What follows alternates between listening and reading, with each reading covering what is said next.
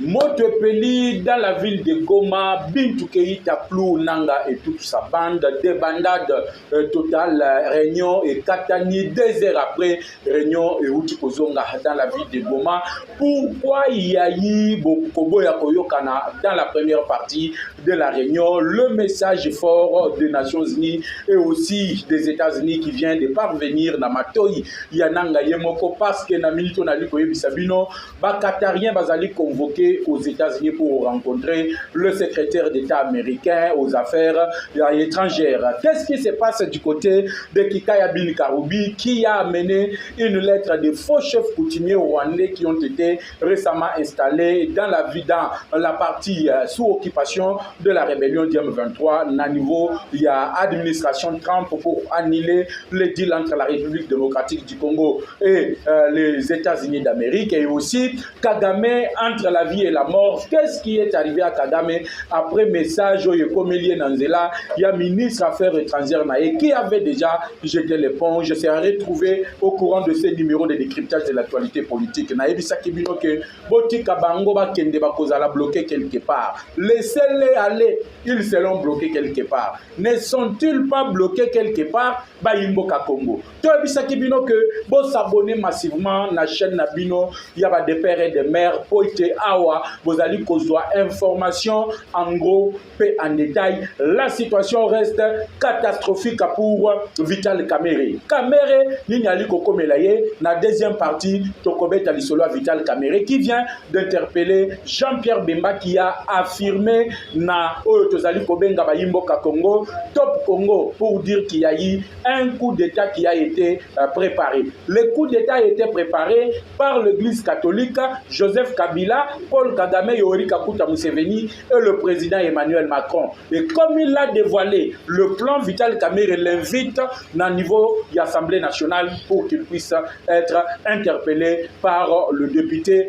national. Et on va vous dire que le remplaçant, il y a Otozali Kobenga suppléant. Il y a ministre à UTPR, Nakombo et Alexis Gizaro, Ezali Moïse Nyarugabo, l'actuel directeur des cabinets, il y a Joseph Kabila qui est bloqué aux États-Unis au même moment où je suis en train de vous parler. Mais pourquoi Kamerhe ne s'attaque pas à Moïse Nyarugabo, député national, qui parle au nom de Kabila, qui est en train de circuler librement comme député national, ayant le passeport diplomatique congolais? Mais pourquoi Kamerhe s'attaque à Jean-Pierre Bemba? Voilà le sujet qu'on va essayer de parler avec vous au courant de ces numéros de décryptage de l'actualité politico-sécuritaire. Naliko Senga na bino so partout, bozwami, yako aimer vidéo, yako partager émission, yako s'abonner, vous s'abonner massivement sur votre chaîne de Tata et de Mama parce que awa eza bisika oyo bokozwa actualité en gros pe en détail. Bayimboka Congo.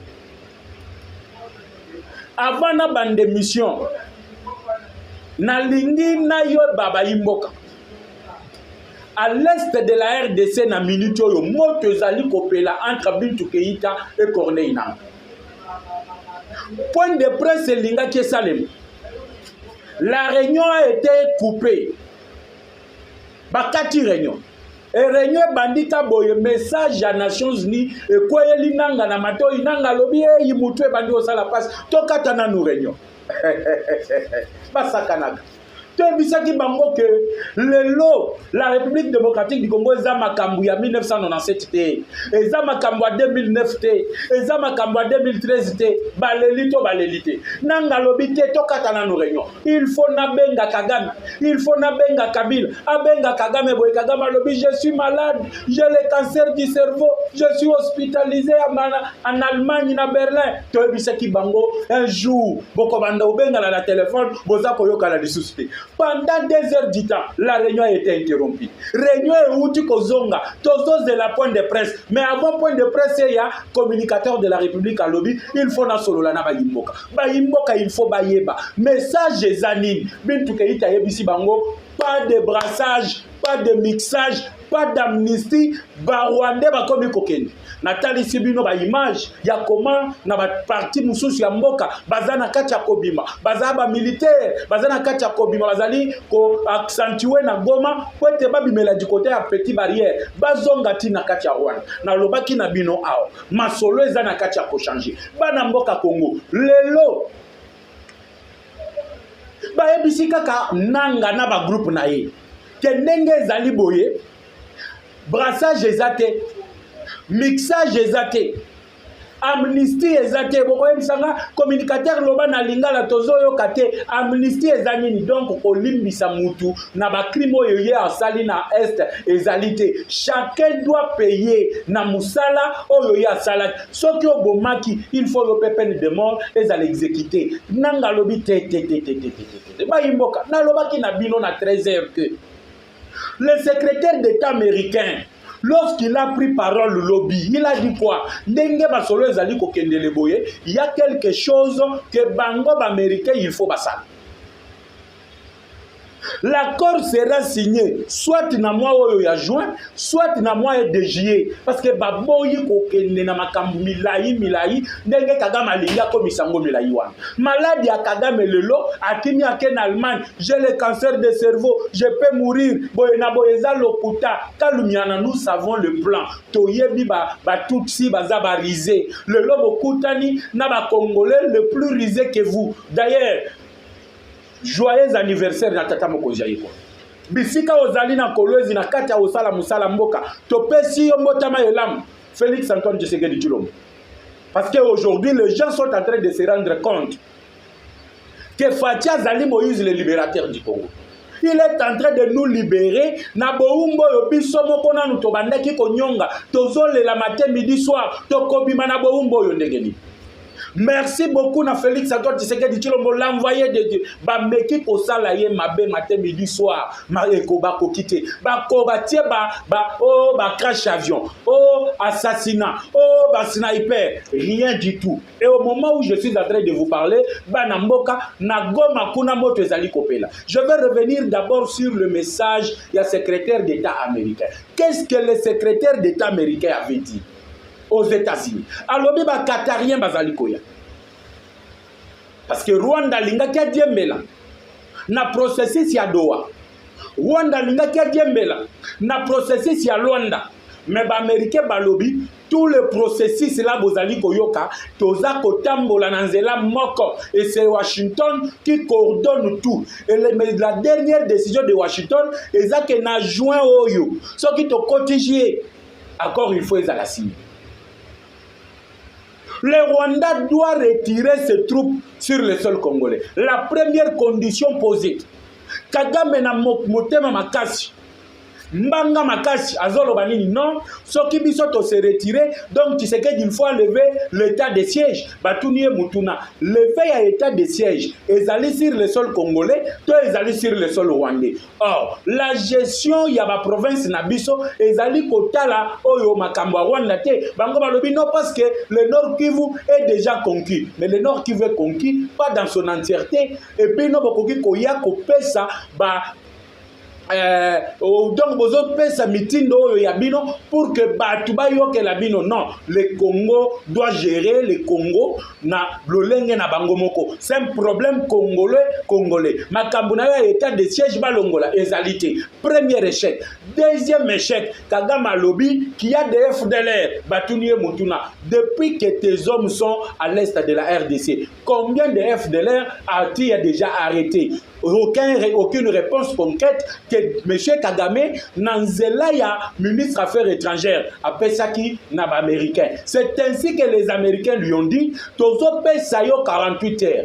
Tes troupes doivent quitter. Parce qu'avant de signer accord, il faut les troupes rwandais, il faut Balongwa. L'intangibilité de l'intégrité territoriale ya RDC, Moutoua Koki Kosimba Yango ezalité. Avant de poser signature, il faut tous à la cire, que ndenge toza boye. boye Congo ezali géré par ba Congolais et tangu ba Rwandais ba kokende ba Congolais oyo bazalaki manipuler le Nanga, le Bisimwa, le Kikaya Bini Karubi, le Patient Saïba parce que Hippolyte Kanambe nali kolongolaye, lui n'est plus congolais. Nous avons la pièce d'identité. Il y a Papa Kanambe Hippolyte Rwandais, ba carte ça la kanine bima kate salini bimi. Na lobaki na bino que masolo comme lengi. Chaîne Nabino de Tata et de Mama, la meilleure chaîne du monde avec les communicateurs de la République. Nalobaki Nabino que chaque Congolais de père et de mère, sauf qu'à la Mugina Tongo, il faut aller dans communicateur de la République. Avoir là, il faut aller dans communicateur de la République. Il faut yeba, mboke la lindengenin, mboke la mukindengenin, tokomi wapi, tozali kokendi wapi. Tala sikoyo, basilia ninanu na Rwanda. Basilia ninanu na Rwanda. Baye kokita sikoyo na bananga nanga zu message à liboso nanga konzi mutu. L'expression faciale de Nanga vous dit que l'homme a été surpris. L'homme est en train de vivre ces derniers instants. La bourgeoisie nanga zali kobima alati ba veste ba mbongo akimoyibi azali koyiba ba minéré na ba kana kotambola amimoni ke ya kominkumu azali roi lelo l'expression faciale de Nanga vous dit tout sur ce que Bintu Keita lui a dit. Bana mboka Congo toko aminisie mutu ata mokote. Brassage et le matin. Ça, c'est une ligne rouge que nous, Congolais, on ne va pas permettre à Nabatu. Bayaka Kana Congo, vous êtes entré au Congo, vous utilisez par les puissances étrangères, vous arrivez, vous commencez à faire du n'importe quoi, vous faites du n'importe quoi, vous tuez les Congolais. Les lois Sabino, j'ouvre une parenthèse. Boyebi ke Kikaya Bini Karubi, Patient Saïba et Moïse Nyarugabo. Parce que je vais parler de Moïse Nyarugabo dans la deuxième partie. J'espère que vous êtes en train de vous abonner massivement, vous êtes en train d'aimer la vidéo et de partager l'émission. Mais tous souhaitez joyeux anniversaire, le Moïse de la République démocratique du Congo. Moutoye Kolongo la biso na Boumbu, Tata Mokonja Ekolo, le père de la nation, Félix Antoine Tshisekedi Tshilombo. Tous souhaitez, aidez-moi à le souhaiter joyeux anniversaire. Parce que Lelo, les Amoukolombo Tama, il y a Félix Antoine Tshisekedi Tshilombo. Bayimbo Kako. Kabila atindi Kikaya Bini Karubi. Atindi Moïse Nyarugabo. Le directeur de son cabinet, malheureusement pour Moïse Nyarugabo, ça s'est tourné au vinaigre. Pourquoi? Parce que lui possède le passeport diplomatique Yambo Kanabiso. Il est député national suppléant de l'actuel ministre Tozali Kobenga, ministre à l'UTPR. Mais celui qui est suppléant du ministre de l'UTPR rejoint Kabila. Il est directeur de Kabila. Kabila aujourd'hui est visé par des poursuites judiciaires. Nalobaki Nabino, tout le monde.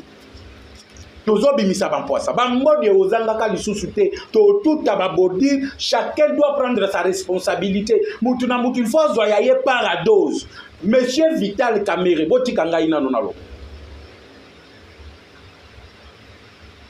Monsieur Vital Kamerhe. Kabila tindi Moïse Nyarugabo. Kabila tindi Patient Saïba. Kabila tindi oyo tozali kobenga Kikaya Bini Karubi. Na Moïse Nyarugabo. Atindi bango na lettre signée par des faux chefs coutumiers. Ba chef coutumier installé par des Rwandais. Nalobaki Nabino qui a un système de transplantation. Bayimboka. Bokotu nangai transplantation elingyo lobani. Donc babomi ba Congolais, bande konabiso ba bash, bande konabiso oyo ba nande, ba remplacer bango na ba tutsi. Ba ye ko installer le faux chef coutumier. Ba faux chef coutumier wana ba tutsi Rwandais. Ba tuwa nande Kabila aye a komisi bango mikanda ya lombango. Ba signé ba kenango aux États-Unis. Ko s'opposer na deal oyo États-Unis alingia simba ndenge babenga ni bango botu na Kikaya Bini Karubi yazawa parce que bakoti mibale lui Moïse Nyarugabo a été bloqué parce qu'il détenait les passeports diplomatiques oyo ezali kotali sakazali député national qui a remplacé monsieur c'est qui encore son nom le ministre des ITPR c'est Tutsi encore congolais on l'appelle comment bon le nom viendra et on pose la question à Vital Kamerhe. Yo yebi que Moïse Nyarugabo, député national, payé par les émoluments, par le frère Congolais, il y a un contribuable congolais. Vous prenez ce type Si le lot, vous ne l'invalidez pas. Mais le lot, Kamere ouvre sa propre bouche pour aller convoquer Jean-Pierre Bemba pour Bimisi ba secret, il y a coup d'état. Oyo, Kagame, Kabila, Nabango, Moko, Bavie Kabasele, ba préparer qui pour éliminer Félix Tshisekedi. Monsieur Loakaningi du King Caméléon, aujourd'hui, je vais finir d'abord par toi. Mais permettez-moi d'abord d'en finir avec l'histoire de Nanga, l'expression faciale de Nanga. Qu'est-ce qui se passe? Réunion et Outi Kozongo. J'espère que mission, vous allez la prendre en différé. Peut-être après, avec un petit retard. Mais vers 21h, je vais revenir pour faire le point de presse. Héroyo, point de presse, c'est Lingake Salim. Pourquoi point de presse c'est salimité? Banamboka Kongo. Bayokanité, masolo et simité. Message oyo bintu keita memeli bango, pona bango e kosimbati. Mais vous n'avez pas le choix. C'est le dernier couloir qui vous est offert. Les Américains n'ont pas le temps à perdre. Le message est venu des Nations Unies et des États-Unis d'Amérique. Vous voyez que les Nations Unies ont financé Kabango à hauteur, il y a 80% ce sont les Américains. La pression est venue de Donald Trump. Sauf que les Nations Unies vont salir pression, je vais couper mes financements. Bazo couper financement pour nani pour na Congo. Yango na bisa ki bino ke nzambe soki déjà atia fongole liyo mis ataba mati bakiti ba osala yo elo côté. Voilà comment aujourd'hui les gens sont en train de pleurer. Qui pouvait s'imaginer que Nanga pouvait pleurer? Le tout puissant Corneille Nanga. Espace facial échangé. Le tout puissant Bertrand Bisimba Balobina nous, mais madame Bintou Keïta, Liana nous moi biloko tolambelio, tokende nanu kosolola. Babengi Kagame boye Kagame alobi, moi je suis malade, ces histoires-là ne me concernent pas. Bo solola nanu na Bintou Keïta, bo tunaye amnistie ezato ezate, parce que lui-même est déjà cloué. Lui-même Kagame est déjà cloué. Qu'il soit entre la vie et la mort, j'ai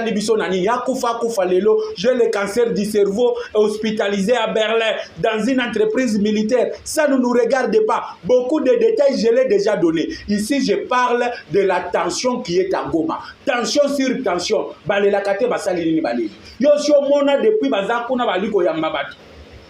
Réunion est côté à Katani, 2 heures après réunion ils ont.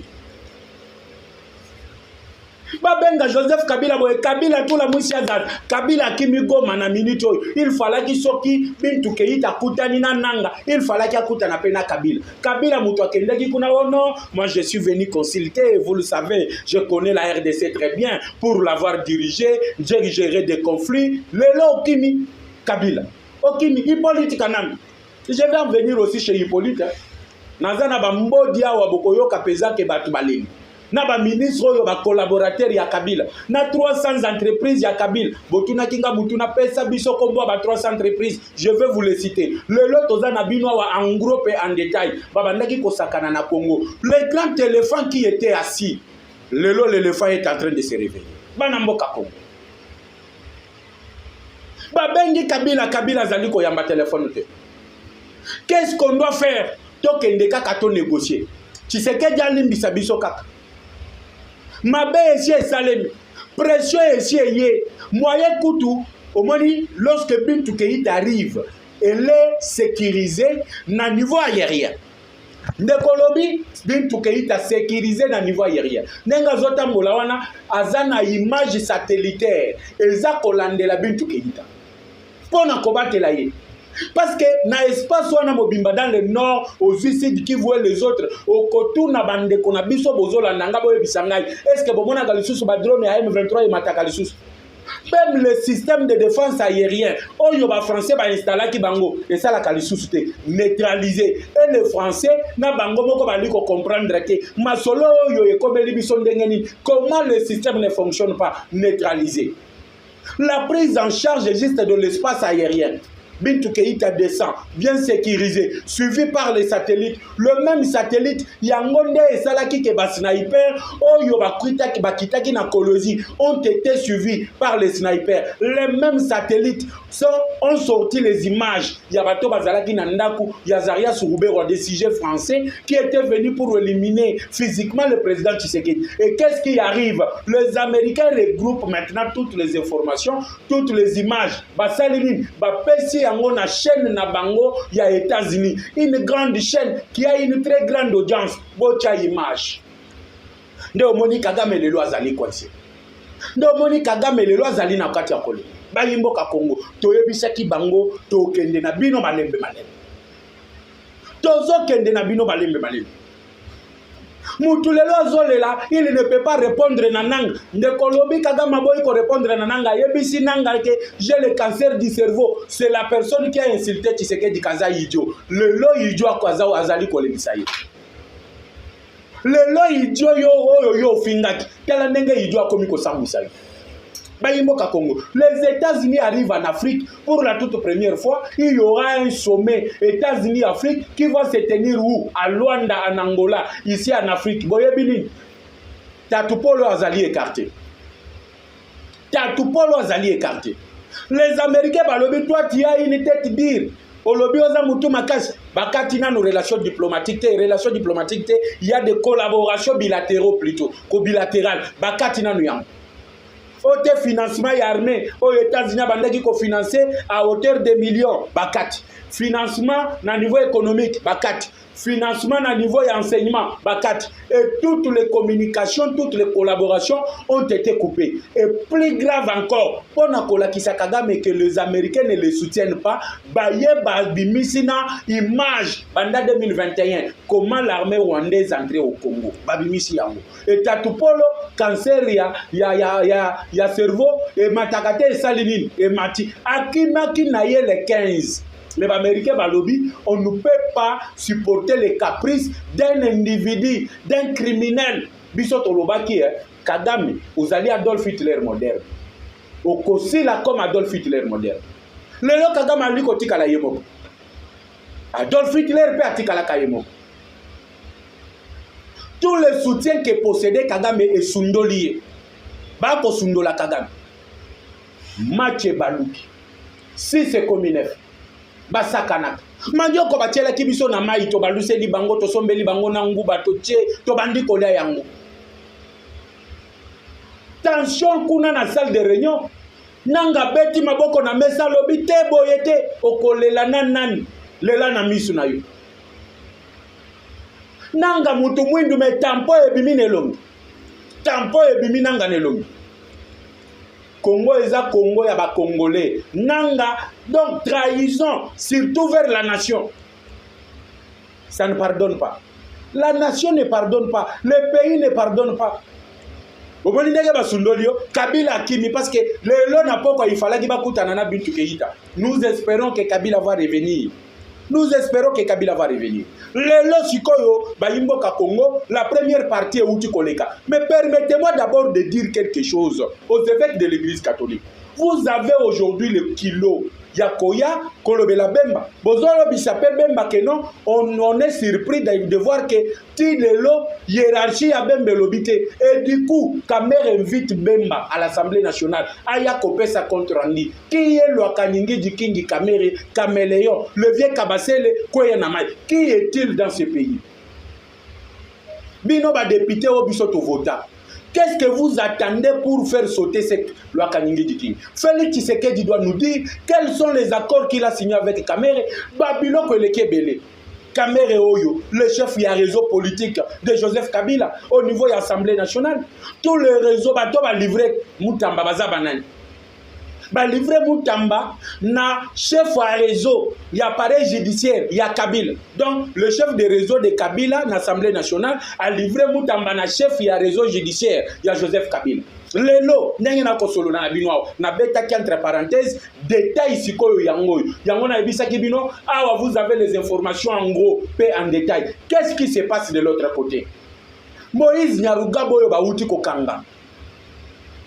Azana passeport diplomatique ali kotambola comme député national. Mais Moïse Nyarugabo azali directeur de cabinet de Joseph Kabila. Tilelo Loi Kaningi di Kingi Caméléon a tikala ko invalider Moïse Nyarugabo. Mais boye dit que Joseph Kabila est poursuivi par des poursuites judiciaires. Toutes les bêtises que commet Vital Kamerhe, Tshisekedi okomona to okomona te. Kamere asalelio kisi atieyo na kisi nini. Tout ce que les gens sont en train de dire. Babiloko eza kobima lelo. Masolo lelo ezali kobeta malwa kaningi di king asali boy. Lwa kaningi di king asali boy. Lelo Vital Kamere protège le suppléant. Ya ministre Haïté Père. Le Tutsi aussi, qui lui d'ailleurs, Azaliko Bundana Kagame et les Kabila et les consorts, Bazo Bunda dans les réseaux sociaux et dans des déclarations. Mais suppléant Naye, c'est Moïse Narouga. Lui-même, le ministre devait déclarer que son suppléant, comme il a rejoint la rébellion, il devrait être quitté le poste. Mais pourquoi il ne l'a pas dit? Mais Kamere Lelo, il vient s'attaquer à Jean-Pierre Bemba. Pour Bemba a dévoilé coup d'État au Bango va préparer. Baïmboka Congo. Bemba lobby clair et qui ne le sait pas. Parce que je l'ai toujours dit. Je l'avais dit avant Bemba. Et j'étais l'homme le plus erré. Naïbi Sakabino que nous sommes tous des communicateurs. Mais nous n'avons pas la même source d'information. Il y a eu une réunion qui s'est tenue à Nairobi, là où il y avait Kagame, Kakuta Museveni, Denis Sassou Nguesso, Joseph Kabila, Emmanuel Macron, Cardinal Ambongo et certains évêques. L'objectif c'était quoi? Éliminer physiquement Félix Tshisekedi. Et pourquoi ils voulaient éliminer physiquement Félix Tshisekedi? Parce que c'est le Bango. Conglomérat na bango na uti kotangela bino Tshisekedi azali ko mettre bango en péril. Leur deal oyo ba yokanaki les Français lelo batikala kaka dans la région des Grands Lacs parce que na Afrique de l'Ouest ba bengana bango nyonso ezala na Mali, Burkina, Niger na ba mboka wana mususu ils ont été boutés dehors. Maintenant les intérêts français ezali focalisés na niveau ya région des Grands Lacs. C'est ainsi que j'avais lancé l'appel na ba na mboka Congo yakobo ikote Kobenga, ba intérêt à ba français. Les entreprises comme Total, les entreprises comme Orange, les entreprises comme Canal+, tout ce qui a lien plutôt avec la France, il faut couper les ponts. Voire même la francophonie, il faut Tolongwawana. Qu'est-ce que vous pouvez nous dire? Nous sommes le plus grand pays francophone au niveau de l'Afrique et deuxième dans le monde. Mais on prend le secrétariat, il y a francophonie, bah Peshiangona Mushikiwabo, un pays qui parle l'anglais. Ça c'était déjà quelque chose qui présageait déjà que Rwanda, France, Babanda qui collaborer et le Komoko. Et le seul soutien qu'a Kagame, les alliés Emmanuel Macron. Et maintenant pour revenir, aujourd'hui, avec l'église catholique, nous sommes en train de chercher la sortie honorable pour l'actuel président. Le président qui est élu par le peuple, il a un mandat. Tshisekedi a un mandat. Et le mandat est constitutionnel. Comment bino ba mumpe bozali koloba ete tozo lukelaye voie de sortie avant que mandat na ye ici là. C'était déjà quelque chose oyo ba ptiaki comme plan A. Plan A na bango ezalaki nini? Bana mboka Congo. Na lingi. Bo pesa ngai mato. Na lingi boyo kangai malamu. Parce qu'actualité est en détail sikoyo. Ba mbodi ezo bandobima awa sikoyo. Le premier plan de l'Église catholique, c'était d'organiser un dialogue. Le dialogue qu'on propose aujourd'hui dans Nang. Bazo proposer Nang un dialogue, mais bazo ebisaye brassage et mixage exaté, amnistie exaté. C'est ce qui a cloué Nang lelo oyo bakata ki réunion. Maintenant, le dialogue inclusif sans Hippolyte Kanam. Oyo ba prêtre babandaki koluka ko organiser. Bango bazo bengango pacte social. Pacte social ya bandoki. Soki batu bazali na mémoire te. L'église catholique n'a jamais été du peuple, aux côtés du peuple congolais. L'église catholique, Bazabandoki.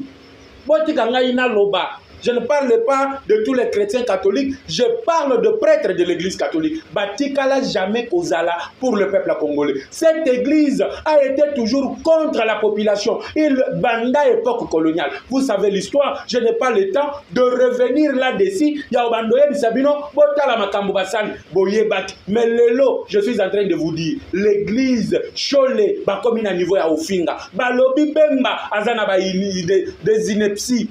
Ça, ce sont des insultes. Ceux qui batata banganganzam, comme à niveau ya ofinga, parce que la révélation est bimi. Ça veut dire que COP n'a pas foiré. Et premier COP, organiser le dialogue, chercher à faire une transition sans Tshisekedi. Bemba, Kosakite a l'oba qui vérité. Et avant Bemba l'oba, je l'avais déjà dit. Mais ndenge plat ya ko organiser transition sans Tshisekedi est simbité. Vous savez quoi? Kabila Katumbi Soriano et tous ces autres là, objectif na bango ezali ya contrôler la République démocratique du Congo. Ils n'aiment pas les Congolais, mais ils aiment les richesses du Congo. Ce qui bakabwana à l'époque, bakabwana pour la richesse ya Congo. Lelo basangani pour la richesse ya Congo. Pour na bango, il faut bango nde bazwa pouvoir et il faut organiser une transition sans Tshisekedi.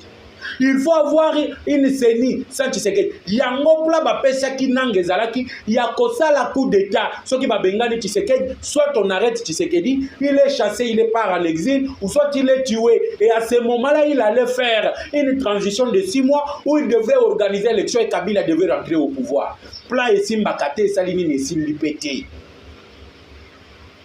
Nde Kabila ye moko l'entraîneur Hippolyte Kanambe a longoli veste à l'Atik Varese à côté sur terrain à komi pe sur terrain boy badrone ye visiter ye mwana maya katisi akatisa boye o le vieux na ye le maître penseur a juste cancer à cerveau a en Allemagne et mbutu ekoti lelo ti bazui courage ya otinda kikaya bini karubi na mukanda ya ba faux chef coutumier pour aller faire capoter l'accord mais ba américain ba ebisi bango juin, na juillet, et Kozala déjà accord signé. Et Kozala déjà accord signé. Le péché de Bemba Oyo Kamera Zobengelaye, c'est parce que Bemba lobby le plan qui était organisé. Parce que Bemba Bimisi, le coup d'état que lui-même, Caméléon, était là-dedans. Bemba Otiki Caméléon pour Nanine. Il faut autant que Caméléon. Le vieux Kabassel doit être cité. Il faut commencer par là. Il faut commencer à déstabiliser. Qu'est-ce que Kaméré fait depuis qu'il a occupé des fonctions dans ce pays? Qu'est-ce qu'il a déjà fait? Qu'est-ce qu'il a déjà fait? Quand on a l'obaki nabino, il y a un réseau de députés non originaires du Congo qui n'ont pas même l'attestation de nationalité congolaise. J'étais en train de délirer. Les langues vous parlent de Moïse Yaougab. Il est bloqué pourquoi? Passeport diplomatique, il y a Congo. Député national, remplaçant, il y a tout Simoussous. Oh, Azalina Katia gouvernement. Mais je vous ai donné ici des détails. Détail Yannick, ministre Bazali ko collaborer avec Joseph Kabila. Financement et outil ko bibana FPI. Grâce à Maman Judith Toulouka, Missou Makas, moi je Bazali ko remettre le gouvernement, Azali ko remettre le Congo na Oranango. Judith Soumine a bloqué transaction, il y a 7 milliards, il y a financement, il y a Joseph Kabila. Parce que tous les comptes, au total 54 comptes dans des banques commerciaux, il y a Joseph Kabila les qui déjà bloqués. J'en ai parlé plus que pendant une semaine. 300 entreprises Soteski ou ya Kisangani babandaki koko sabino ke bakolo entreprise bango zokande 90% ya baction ya Soteski ezali ya Joseph Kabila. C'est cette entreprise que Wantoum Kabambe, ministre de l'industrie, il a ordonné au fonds pour la promotion de l'industrie de financer cette entreprise. Et nous avons le soutien aérien. Nous avons le soutien des Américains. Américains, batali, babengi Tshisekedi. Regarde ce qui se prépare. Tala boye boye. Wantum ya yeba kite. Wa yeba kite ke babandaki kolandela yo. Et le Wantum auditionné au Conseil national de sécurité. Tala ndenge banyangala kata bazana kata kokoya. Tufurumu et bazali na kata kokoya. Aujourd'hui, nous sommes en train d'attendre le point de presse et après nous allons revenir. Ça a été un plaisir, Bayimbo Kakongo, Yako, collaborer avec vous, Yako partager Nabino quelques minutes, une dizaine de minutes de l'actualité politico-sécuritaire. Il fallait qu'il y ait Nini Komeli Nanga à l'est de la République démocratique du Congo, spécifiquement dans la ville de Goma. Vous avez eu le détail de la première partie. Nous allons rentrer parce que Réunion et Outiko Zonga et le point de presse, on va également en parler. On se retrouve tout à l'heure sur votre chaîne avec le même plaisir. Ciao.